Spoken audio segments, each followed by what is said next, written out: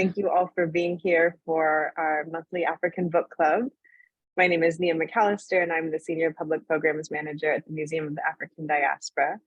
And as we begin all of our events, we like to invite people to share where they're joining us from in the chat, and also ground ourselves in the spaces that we're occupying.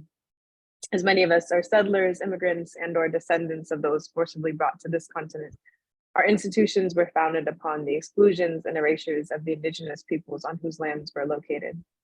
Moed occupies the unceded land of the Ramaytush Ohlone peoples, and we pay our respect to the Ohlone peoples and their elders, both past and present, who have stewarded this land throughout the generations. We encourage everyone to learn more about the native lands that you occupy by visiting nativeland.ca, and that's a resource that we shared in the chat as well. So today, we'll be discussing the book Outside the Lines by Ameera Patel. And for those of you who are new to joining our book club, I'll just give a brief overview of this event, this series. We've been in partnership with our wonderful host and co-founder of African Book Club, Faith Adiele, since fall of 2019, which every time seems further and further away, but this has been such an amazing partnership over the last several years. And we've really taken this program global in the last few years, again, with the pandemic, being able to reach new audiences and also invite in our authors who are located around the world. And today is one of those special days where we have author Ameera Patel joining us. So thank you for being here. I'm really excited that Faith will be moderating the beginning of today's conversation with Ameera, and then we'll open it up for everyone to have some questions and then conclude with our conversation. Again, as we're sharing, please be mindful of the space. Make sure everyone has a chance to say something before jumping back in the conversation. If you do want to speak during the questions and then the later conversation, please either raise your hand physically, use the reactions to raise your hand, or indicate in the chat that you'd like to share something, and we'll make sure Faith calls on you. And one last caveat, we end up talking about the endings of books in African Book Club. So if you may have not made it through all the way, there might be some spoilers. But I think those are all our basic ground rules. And with that, I'll pass it off to Faith to begin. Great. Thank you so much, Nia. Thank you to the museum. Thank you so much for being here, Ameera, and Happy New Year to everyone. So glad that you are joining us in our new year. Really appreciate you taking time on a busy Sunday to talk literature with us. So I just want to give a brief little overview of our distinguished guest and her beautiful work, and then I have some questions and we will get started. And I may get some of this wrong because I got it online and we know that that's not necessarily the truth, but according to my research, Ameera was born and raised in Joburg and is an award-winning actor, playwright, poet, and scriptwriter who has worked on stage and television. Outside the Lines is her first novel and was longlisted for a Barry Ronge Fiction Award in 2017. And the year before, she was named one of Mail and Guardian's top 200 young South Africans. So we're so honored to have you here. Publishers Weekly gave it a starred review, which said this exceptional debut is told by 5 narrators of different races and religions whose paths cross in unexpected ways. Patel displays an exceptional ability to plumb the depths of her characters, each of whose point of view throws light on the realities of the other narrators. Rays of hope and gentle overtures to love lift this vibrant novel. And Shelf Awareness called it an electrifying debut. This dysfunctional family drama has unexpected moments of dark comedy to disrupt the unfolding inevitable tragedy. While exposing the multi-layered inequities of the haves and have-nots, Patel slyly ridicules white privilege, my favorite, religious hypocrisy, clueless parenting, casual racism, ineffective rules, and breakable laws. What's not to love? Oh my God. And if you read it, you saw for yourself that it's cinematic, sensory, witty, nonstop movement. So I'm so excited to be able to talk about it. Thank you for being here. And my favorite thing, if everyone knows me, is all about talking about structure. And so the fact that we have these interweaving chapters from points of view of different characters really helps with the movement. I was just visualizing, it was very cinematic. The final act kind of reads like a play. And so I was just wondering if you could talk a bit, since you've had so much success in the theater world, if you could talk about what it was like, this decision to write a novel and also structure it this way. Yeah, I think I definitely drew from, can you hear me? Yes. Yeah, okay, good. Yeah, I definitely drew from my experience as an actor and a theatre maker in order to write this this novel. And I think I wanted to play to my strengths. I wasn't going to do something that I didn't know how to do. And my strength is dialogue, and my strength is in very, very, in terms of content, it's very dark, and it's very kind of, that kind of dark humor is like my bedside lamp. I'm happiest. I'm happiest when I can make fun in that way. But yeah, in terms of structure, I think I wanted to show the diversity of Joburg, but also how it's still kind of separate. People, we've moved away from apartheid, but we've also moved away from the Rainbow Nation. Yeah. Right. So as before, people were like, yeah, let's all get together and we're all one thing and we all have this united identity. It's kind of gone back, and you feel like there's still spaces that are very, very segregated, more by choice now, not by law, but kind of finding themselves clinging to what they know and feeling like people with similar experiences will get them better. So they kind of stick in those kind of little groups. And so by using the multiple characters, it was an easy way to kind of jump into the diversity of Joburg, but not make it one kind of blanket thing. Because it is, and people are still having all these multiple experiences all the time. That's such a great metaphor for the nation too, because I feel like a nation state is a collection of narratives, right, that we tell about ourselves and our community, and then about the nation if you're going to invest in it as a nation. And as I was reading, I felt like every character was kind of a separate nation representing a different kind of cultural viewpoint in which they didn't really understand each other. Like, you know, why do these white people live in such huge spaces separate from each other? What will they do when problems happen? I mean, you could just tell how all these different cultures are opposed to each other. And I loved how you could read the failure of the Rainbow Nation through these individual characters too, who were all very, very real, but also represented something larger. So yeah, I really appreciated that. And can you talk a little bit about the character development? I mean, because they represent, you know, there's the woman who believes that, you know, the good Christian woman, there's the, you know, the dispossessed foreigner, and the, you know, incredible xenophobia, you know, that happens. And so it just seemed like everybody was very true to themselves, but also represented a kind of a larger thing that you might want to be taking on. How aware were you of that?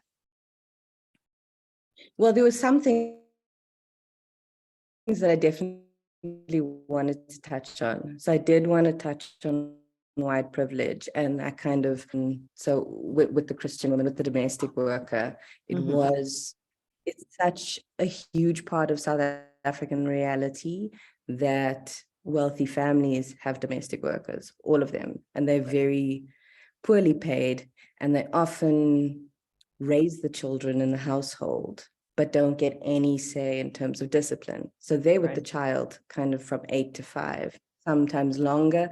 Some people even go on holiday with their domestic workers. So if these women are kind of put in this position, you're supposed to look after these children, but they've got no kind of power in the space, then the children are left lacking because there's nobody there then giving discipline. And then also challenging this woman who is older than you, who you used to see as a mother, but suddenly realize actually you don't have any power.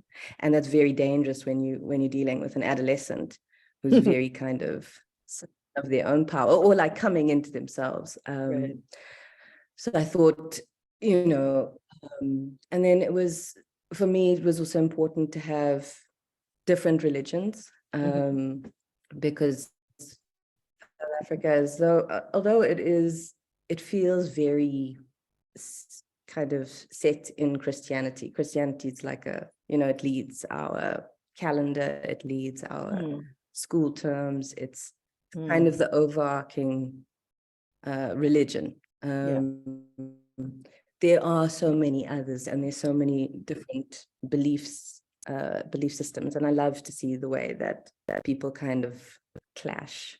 But also where the similarities are, where people have the same morals, but they don't kind of see it.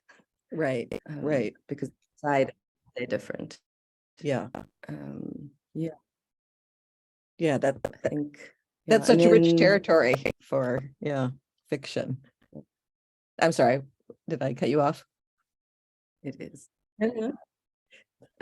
Sorry, my connection is a little bit as me, but my connection is jagged, so it's like, I think, what else? Oh, and then I did want to have, in terms of having people from different classes, that was important for me, but I didn't want to make that a stereotype. So it helped that there was, more than one in the haves and more than one in the have-nots, so that I could get kind of not one person having to represent this whole thing, even though they each had a kind of role or function. Keep them human was also part of what I wanted to do. Right. Which is also why I think I focused a lot on their flaws. Yes. That's what makes us human. Well, flaws are great for the richness of literature, and it's also very human. But it was so interesting. There were so many flaws, and so many. And it was interesting. I think the two characters who had kind of the least amount of ability to speak for themselves, the painter who literally is mute, and then Flora, who, because of she's always thinking things to herself, but she can't really say things to her employer. They seem to be, have the strongest moral compasses, but no one is necessarily listening to them because they don't have the power. So I thought that was an interesting tragedy that was built into the situation. And then unfortunately, she even loses faith in him because so much of the motif of the book is about people acting outside the lines and everybody kind of lying. And so even she's assuming that even though he's the only innocent character, that he's been lying to in the end, which I thought was another very kind of poignant tragedy there. And I think also because it was a love story as well, and because in my mind she was already that was where she was tainted, with her first partner, and she had the son, and she was a single mother, and she's already formulated this idea of how a man is going to treat her. Even though that kind of didn't make it into the final pages, it was something, the prejudgment made it into onto the page. Right. Or the which we'll bring. That's so interesting. There's a lot of loss kind of underpinning what's going on, particularly just even with the idea. I know that you were interested in kind of exploring ideas of parenting, and it was interesting. I don't think anyone really has two parents. Feels like everybody has either had a recent loss or there was a disappearance or a death in the background. And then I don't think we know about the two workers from Zimbabwe, but they've lost their home country, their parent in that sense, to come to South Africa where they're not respected and they, are undocumented. So they are kind of orphans as well. So I felt like there was this thing going on again that could be analogous to the nation. Are you taking care of your children? Do these people have parents who are paying attention as well? I thought was that a conscious decision to make everybody have a single parent? Well, I think in South Africa we actually have, like, nuclear families are kind of falling into the minority. So even though it's kind of still seen as a picture perfect, and you'll see it in all the soapies, in real life, most family structures are alternate or blended, or And I mean, I didn't touch on any of those, but yeah, I don't know if it was completely conscious at the time. And it's quite funny because I at the time I was in a nuclear family. It's like, don't write about yourself. Well, I think it but ramps up the tension too. It's just like, it just makes it more tension. Obviously, the white family's in a moment of crisis because the mother was the one, and then with Farhana, I think it's, it makes her position more tenuous if the mom is working so hard to put her through uni, and then, she has this complication of the child. And so I think it made sense in terms of the trajectory of increasing the stakes for the characters. That's interesting. I'd like to return to this idea of I think it's what the title means, the outside the lines, but the fact that people are lying, or they're fronting, or they're not being completely truthful. There's small things of like pretending to fast during Ramadan when you're not, and then there's the kind of the large one of, acting as though your employer's house is your own. And oftentimes when the characters are spiraling, they're talking about lying. So like when Farhana realizes that Z's been lying, she's like, everything was a lie. And then when Flora finds out she's pregnant, she's like, no more lies from easy girls. And of course, the ultimate tragedy of Runyararo is when Cathleen blames him for stealing. So just like all this kind of lie, or Frank doesn't tell his kids that he lost the job. I mean, it's really interesting. Can you talk a bit more about this? Yeah, so I think I never actually intended for it to be about well, the title for me didn't actually connect to the lying. Okay. The lying was kind of a thing on its own, and kind of a dishonesty that pervades the narrative. But I think in terms of the title, it was more about people who we assume are one thing, but they're living all these, they're not living within inside the box you want to put them in. They're not living inside the stereotype of who you first see. And that was kind of where the title came from, more than, and then, yeah, different types of lines that are crossed, which I guess the lying is one of them, but it wasn't kind of exactly where I got the title from, yeah.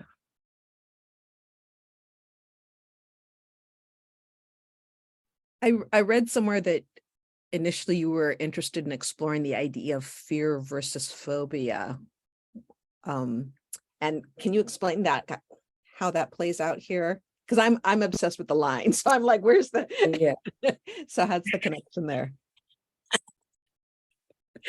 Okay, so with the fear versus phobia, it was, I mean, I wrote this book as part of my master's. It was my master's. So so we had to come up with, what are you going to write about? What is your subject matter? And something that I've always been interested in is that fear is a natural thing, and it's a safety instinct. So it's a good thing to tap into. So if you're in the wild and you see a cheetah, you should be afraid. Or if you see someone with a gun, you should be afraid and respond accordingly. But in South Africa, and particularly in Joburg, which is known as one of the most dangerous cities in the world, the fear has shifted for me, where people are no longer just fearful when they come into a dangerous situation. They're fearful all the time, and it's moved into a phobia. So you're living with the feeling like something could happen at any moment, and that makes you dangerous in yourself. So because you're reacting, and I think you've seen it in the States with the police brutality. It's the kind of thing you've decided that you need to act before someone hurts you, even though there's nothing to be scared of. And that's what Frank does. Mm-hmm. With Runyararo, that's the big kind of moment where he's decided that man, and we know as the reader, and we know that he's he's the most vulnerable. Yeah. He's actually the one who should be sitting in fear. Yeah. So that's the fear phobia thing for me. That's really deep. And we also see Cathleen learning that because she's afraid of being found out.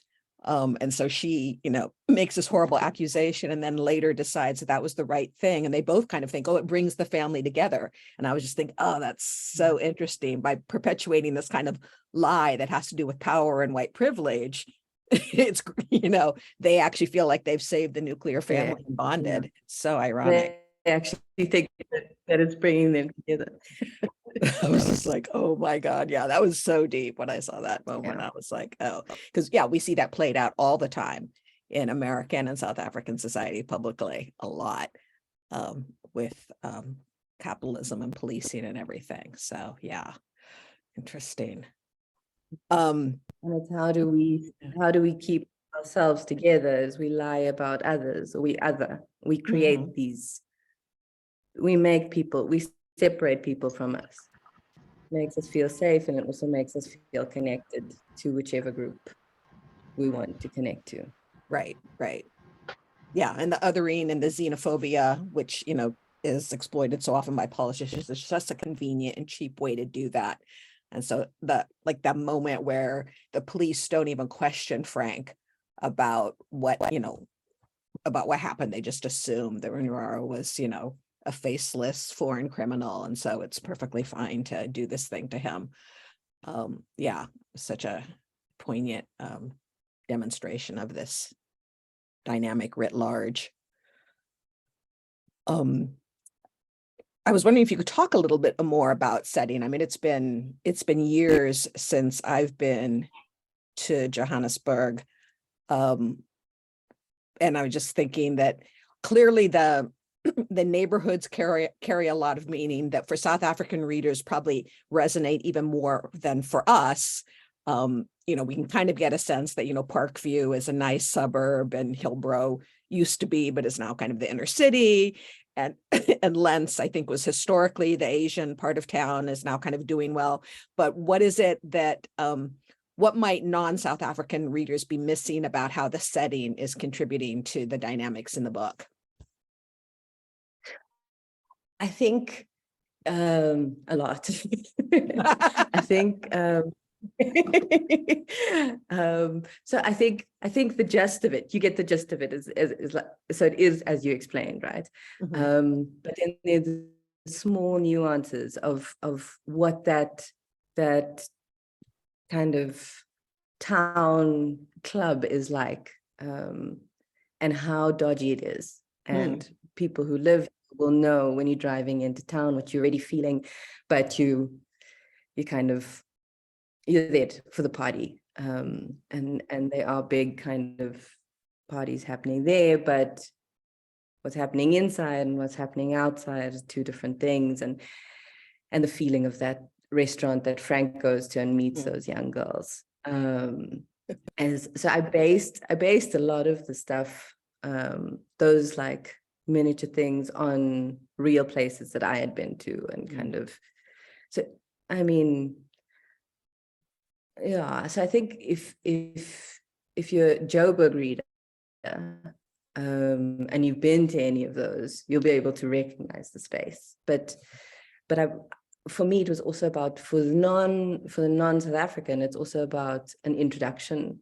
to kind of like, we're not one thing, we're not one place. It's not all township, it's not all suburb, it's not all city, it's not, so you get these different pockets, like you get the people that are all kind of,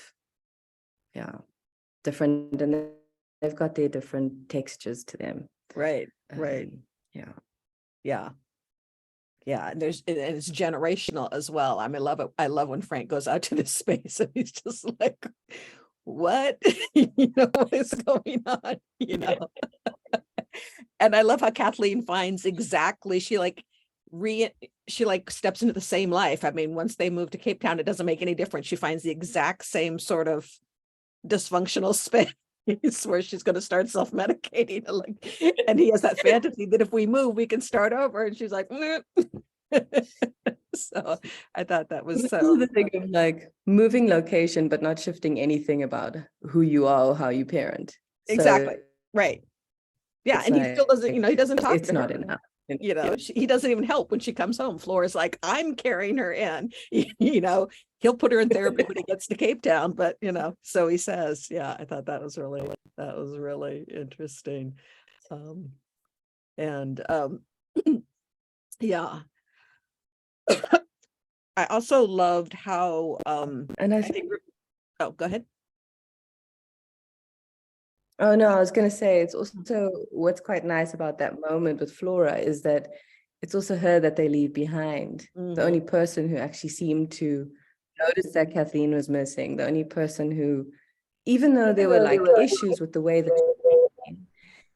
it was, it felt like the fact that she gets left behind, you kind of feel like they're really not going to make it now. Yeah. Yeah. You left the one bit of hope. Yeah. And he's so unaware when it comes to her. I mean, like every time he interacts with her, he's like, oh, I had no idea how much she worked. Oh, I had no idea this is how she lived. Oh, I had no, like, he's completely unaware of anything, but that doesn't appear to be a problem for him either. It's just continue to go on in this clueless way. Oh, it's like ignorance is bliss. Yeah, it's really interesting. Whereas it's so interesting that Runyararo is so, as the person who's completely discounted, he's paying attention to everything. And I love his literacy is so different. He pays attention to color and noise and space and how close people are and how much space is in between them. And I mean, it's just so interesting how he's really attuned to everything, and yet none of that matters in the larger world. And I thought he's such a great way of also experiencing the neighborhoods in such a different way, because he uses different senses to kind of make sense of his world. So I really loved him as a character. I thought there was just such richness, and the sensory writing was just so great whenever he was engaging with the world and trying to make sense of things. So kudos to you for that. Also really, well, whenever I got to write for him, I was always like, yay, I get to play a little bit now. I can leave because it's kind of everyone else sees the world and hears the world, but they're also so busy trying to speak back, or like, what would I say? Or what would I do? And because he can't, he's got the space and he's got the silence and he's got he can absorb, Yeah. And he's a painter. Yes. I mean, not just warp, but yeah, he's a creative. Yeah, exactly. Exactly. Yay for the creatives. So that was good. Yeah.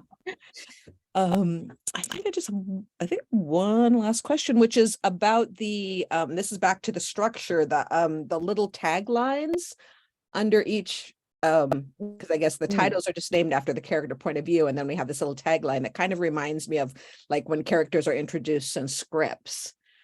Can you talk about that a little, what that is? Yeah, so it started off, I wanted to give little, like almost an insight into the person before you start reading the person. But also I looked at connecting. So while I was writing, I was also writing, I had like a page where I wrote all the little taglines for each character. So I tried to keep Kathleen's all connected to the hair as kind of her bigger metaphors, like falling out and kind of this completely lost character. Someone who's got nothing to hold on to, no roots, no sense of self. Whereas Flora, it was someone who's always reaching. So it's all about the fingers and these thin fingers that can't get anywhere, can't actually action what she wants to do. So each of them kind of, I think Frank was like a bear with no balance. It was like he was huge and overpowering in space and in like size, but also power, but had no understanding of the world that he was living in. So he's kind of like, he had danger of the bear as well, you know, Mhm. kind of swinging wildly and not kind of also understanding. Yeah. Mm. So I try to also give, yeah, just a little bit of poetry as well. Yeah. Yeah. Just to, Nice. yeah. Like that. And what does Lionel represent? Because I'm like, Africans, American, what is that accent? Like, what am I supposed to be picking up on that? They are, in my mind, he was Afrikaans, but he had an affected accent, kind Okay. of wanting to seem more than he was. Okay. But yeah. Okay. And being here, there are people who you'll hear, and you'll hear that they're Afrikaans, but the way that they want to present to the world will or to be better, they'll use this American voice, and it's a very strange sound to mix the two. Yeah. Interesting. Okay. Yeah. Okay. I wonder if it was a particular person who was being lampooned, but it's a type. Good to know. Wonderful. Not my ex-boyfriend. Don't. Right. Oh my goodness. Well, before I hope you have a little more time to be with us before we open it up to audience questions. Could you read a little bit? Someone keeps unmuting. I forgot to ask you, could you read a little section for us? Have you got anything you'd like? I don't, but this audience usually always has something they want. Any you to character? We'd like to hear some voices, that's for sure.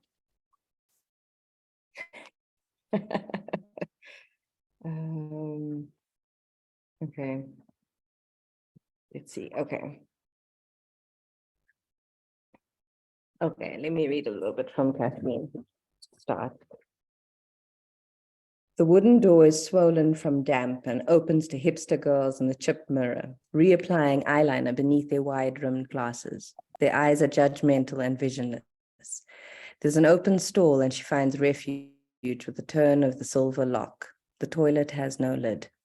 She wipes a tiled ledge below the window with some toilet paper. Then she taps a little plastic bag and allows some of the white powder to fall out. 2 fingers swipe the edge of the card and then rub across her gums. She pulls a 10 Rand note out of her purse. Roll up, place on line, block one nostril, inhale, switch, and repeat. It's funny. Cocaine smells a lot like money. Or maybe money smells like cocaine. She runs her finger along the tile for any last traces of hope and finds a sense of calm. Okay. She's as happy as Tammy, who loves Brian so boldly, she was willing to tell every user of the store. How many other stores has Tammy been into? Has this confession been witnessed across the city? What if things don't work out for the two of them? Will Tammy return to every stall and adjust the statement, Tammy loves Brian no more? Or will the lie remain printed across peeling walls until the cheap-ass owners finally decide to whitewash the young lovers away? There's a knock on the door. Should I go a little bit further in?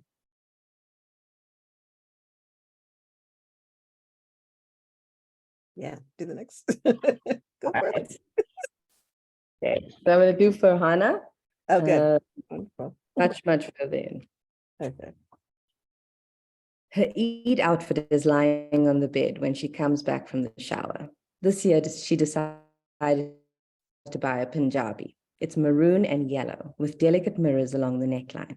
Farhana and her mother went to buy it long before she knew that she was pregnant. It's still the right choice and perfect for hiding her belly. The soft cotton pants have a drawstring to adjust around her growing midsection. She ties the string into a bow over her navel. Her stomach is like a present, wrapped in the colors of the sun. The top is loose and flows down to her knees. The foreign smell of the new clothes drapes her in a spicy, sweet mixture, as if they were dipped in incense. She puts on some eyeliner and mascara and looks at her almond eyes. As she sees herself in the mirror, she starts to believe that she could be a mother.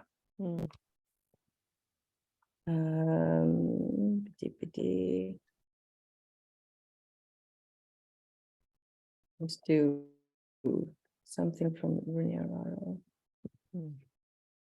Just find it.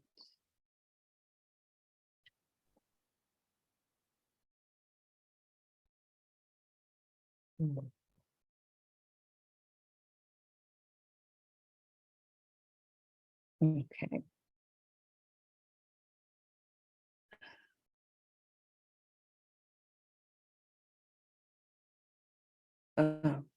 They turn into Inner Street and stare up towards the large hill they must climb. The road is bumpy. On the opposite side, he sees a woman sitting at a bus stop. She looks out of place. Her crisp white dress and red jersey shine bright against the rusted metal bench, like a Valentine's Day card placed on an empty shelf. They cross the road. What would he say to an elegant woman like her? His hands fidget, straightening out his clothing until he shoves them into his pockets. She lifts her head and looks at him. He can't believe it. It's Flora. She quickly grabs the plastic bag next to her and gasps as she sees Runyararo. Does she believe that he's a thief? He didn't stand up for himself. He was stupid to think that she would think otherwise. Hello, sweetness. This is what Shivai says to all the women whose names he can't remember. Flora is clutching the plastic bag tightly. It looks like there are shoes inside it. Her skin seems paler than Runyararo remembers, and now it looks like she might cry. Been a while, hasn't it? Flora ignores Shivai and stares at Runyararo. Shivai isn't used to his big flashy smile not having the desired effect. Well, it was good to see you. We have to run. Got a big job lined up. I'll call you sometime. Maybe we can go out once I start earning the big bucks. He laughs as he starts walking away. Flora hasn't stopped staring at Runyararo. It momentarily glues him to the pavement. All right. Now, anything else? No? Requests? Yeah. Are you saying you'll take requests? Yeah, sure. Sure.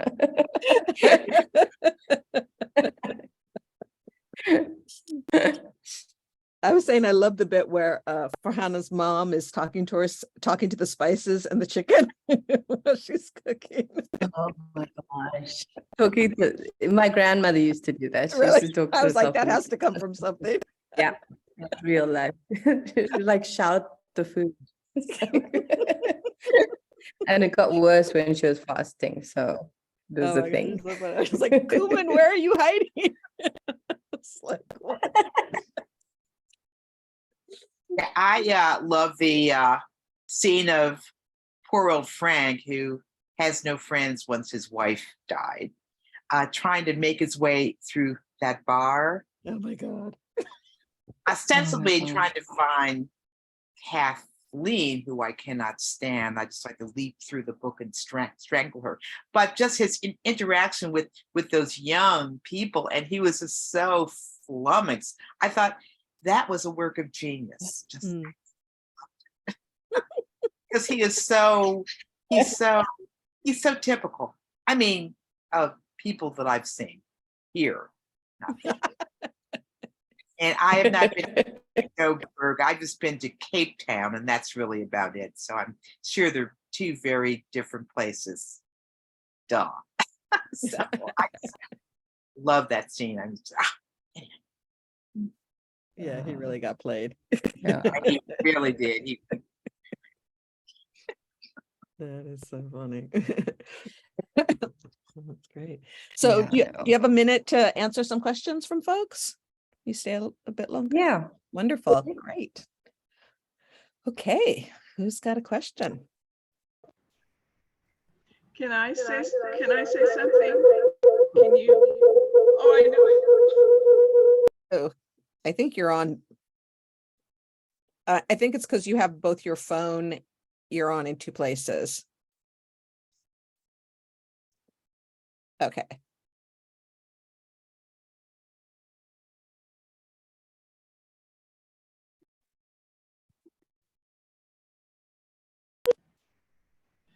Am I okay? Yeah, you're now? great now. Okay, Yeah. okay. I'm so sorry I got here so late. I had my computer on, and then it just occurred to me, maybe it went into your spam.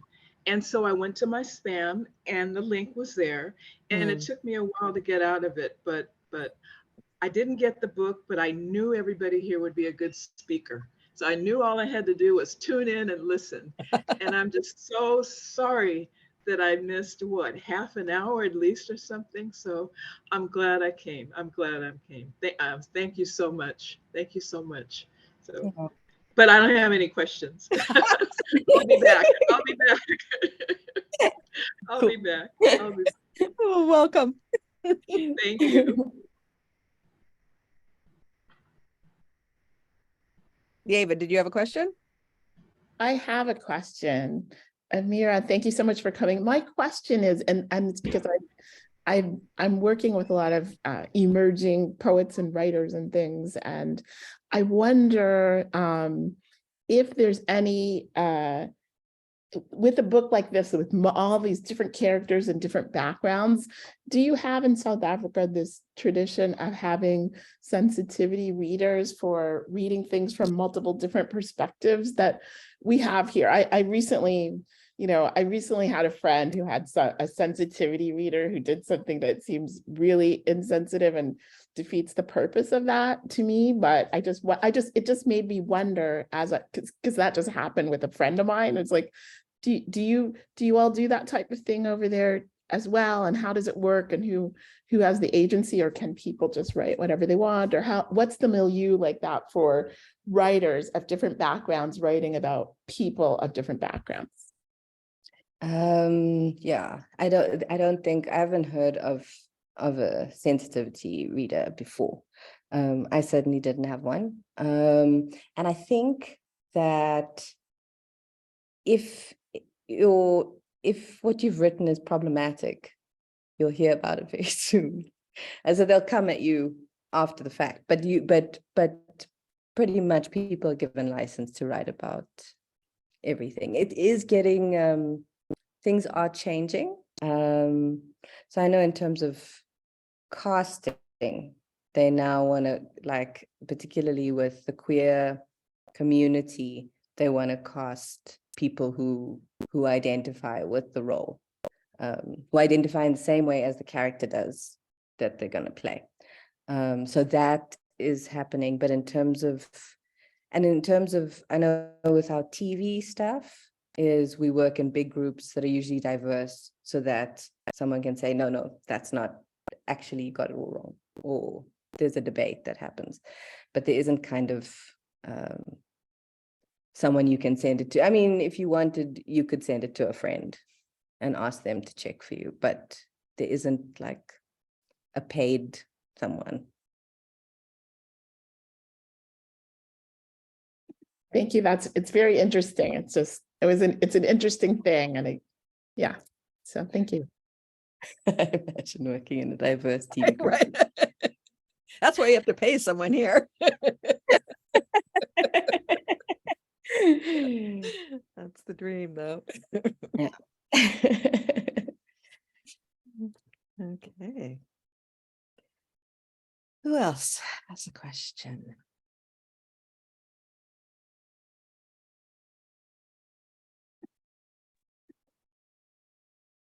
Hey, I have a question. Hi, Ameera. Nice to meet you. And I want to say I really love your book. I know a little bit about the issues in South Africa with race and foreign workers and stuff, but I think this book really ties together like all the issues that I hear about, but in a very human way. You see everybody's perspective, you see everybody's struggle, like even the people with white privilege, they really have their struggle. So yeah, it's really human. I really love that. Yeah, I'm just really impressed you can like play into all different perspectives. And I just wonder, like, how did you, I don't know, I also came a little late, so I don't know if I missed it. Like, how did you manage to try to understand all the different perspectives. And what were the responses from South African readers? Like, because I feel like people would say, oh, like I am from this ethnic group and I never thought about the perspective of that guy, but now I understand better what it's like or something like that.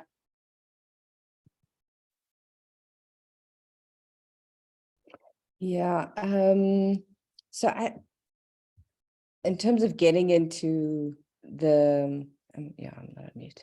In terms of getting into the mindset of the different characters, I think I did quite like hectic character backgrounds first, so that they would become, so something that we did speak about earlier was the difference between writing a stereotype and writing a person.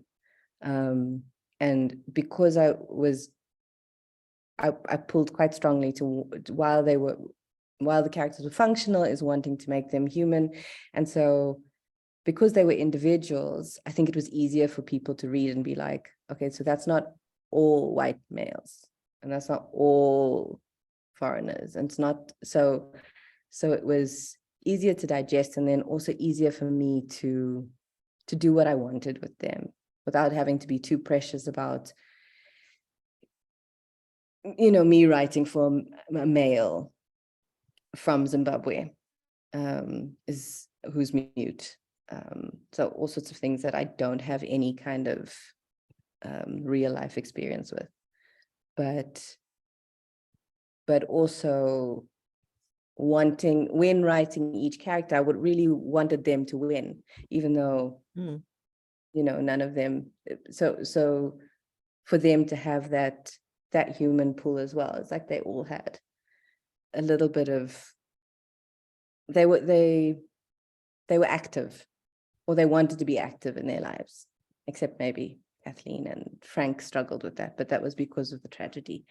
Yeah.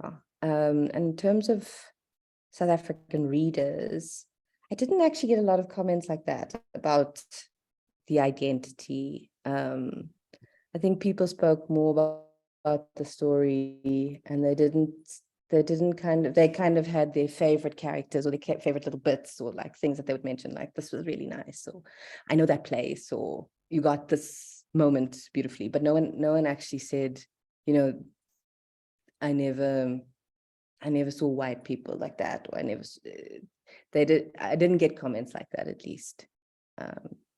If people thought that, I'm not sure. Yeah.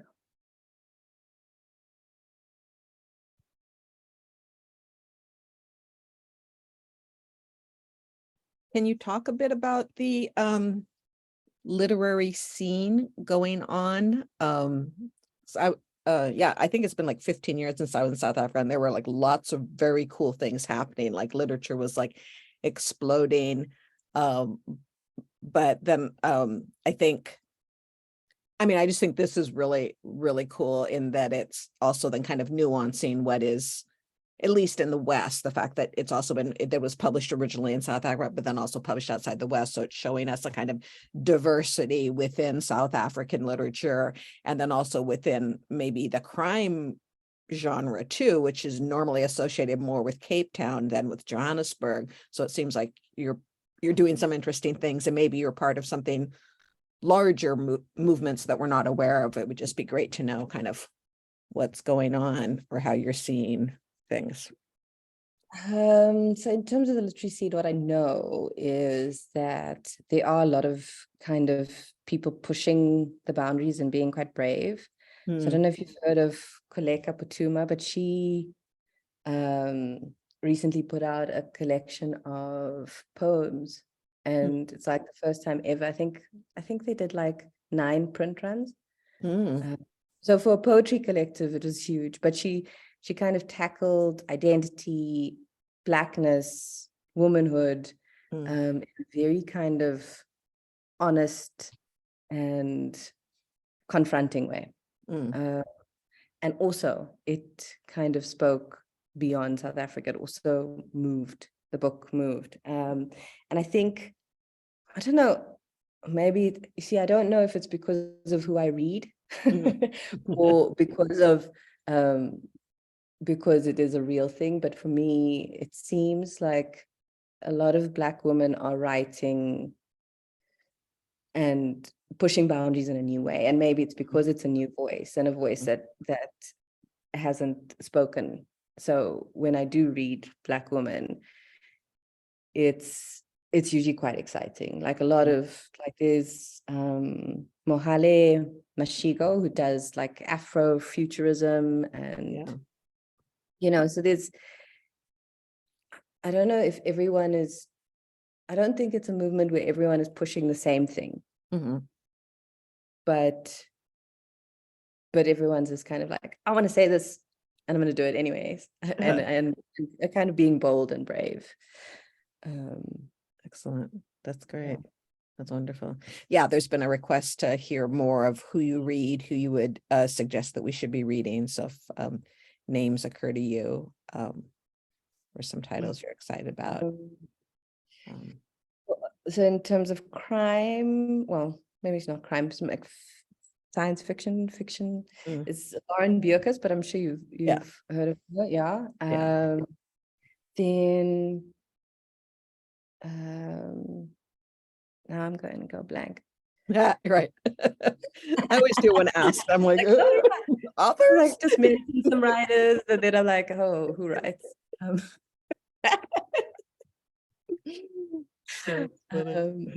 Yeah, so I want to say, I'm completely blank now. That's fine. You can always send them later.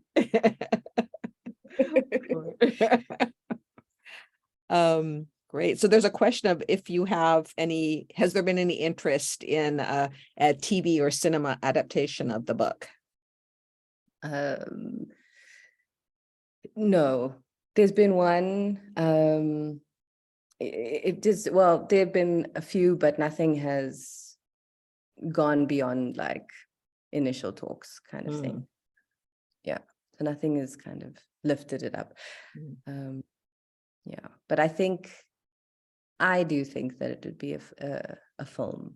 I think it would do best as a film if it was going to be made into another medium. Yeah, totally see that. That would be great. All right. I see a hand up. Whose is it? Me has a question. I really loved seeing or reading this book, and I loved how it, portrayed the diversity and the different characters of Johannesburg, and I feel like it gave me a much richer understanding of how people interact and how the different cultures engage with each other than I thought about before. And I'm just curious at the beginning, you said that you felt like South Africa had moved beyond the Rainbow Nation. And so I'm interested in hearing more about that and what you see as the future for how diverse cultures will interact and live with each other in South Africa. Yeah, I mean, to look forward, I think, so what I'll say is that there are pockets of people who have diverse friends. But they are not the everyday. It's not common to have these diverse friendships, friendship groups. And I also think it's happening more in the middle class. So it's not kind of diverse in terms of class. Like if it's diverse racially, it's not diverse in terms of class. It's not diverse in terms of. So I think because we've got so many different types of segregation in terms of gender, class, race, I think it's going to take, I don't know if we're going to come together. I don't know if people are going to see each other as human. I don't know. I think there are groups of people who are trying. There are groups of people who, because they're middle class and they went to certain types of schools, got to interact with different types of people, and so have come out with diverse friendship groups. But it's not the norm. And people, and even if you look at communities and where people live, there are some neighborhoods that are changing,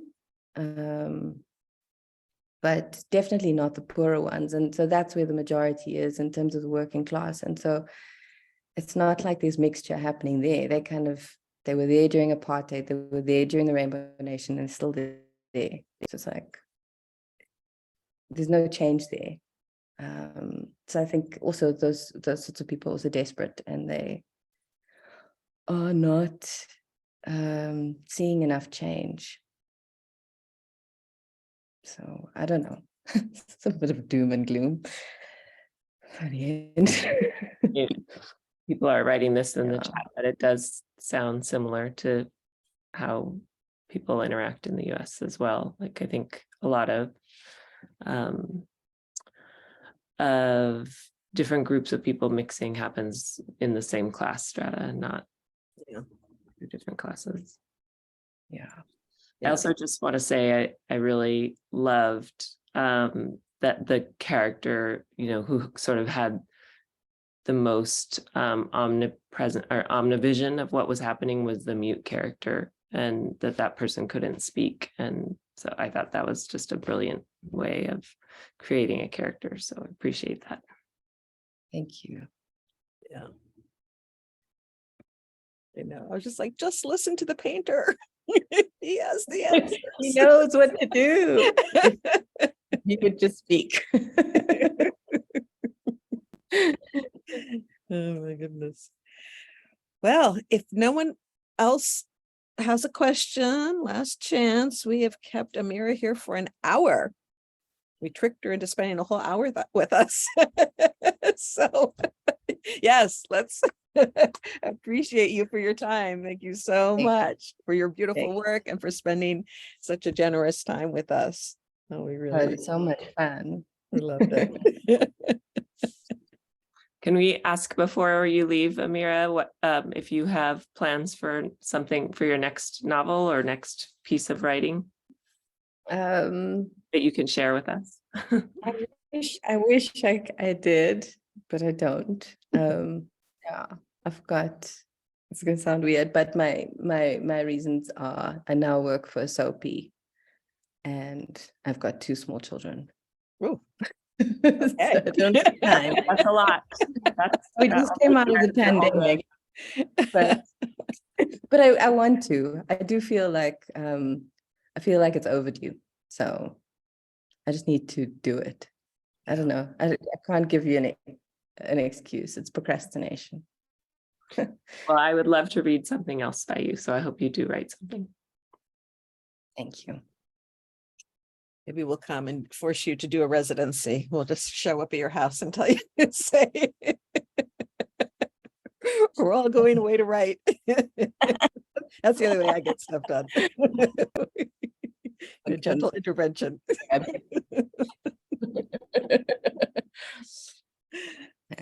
Okay. Well, thank you so much for being with us, and have a lovely, I guess it's rest of evening for you. Yeah, it's 11 o'clock at night. Oh my goodness. Thank you for staying up with us. Okay. Okay. Very much. Thank you. Take care.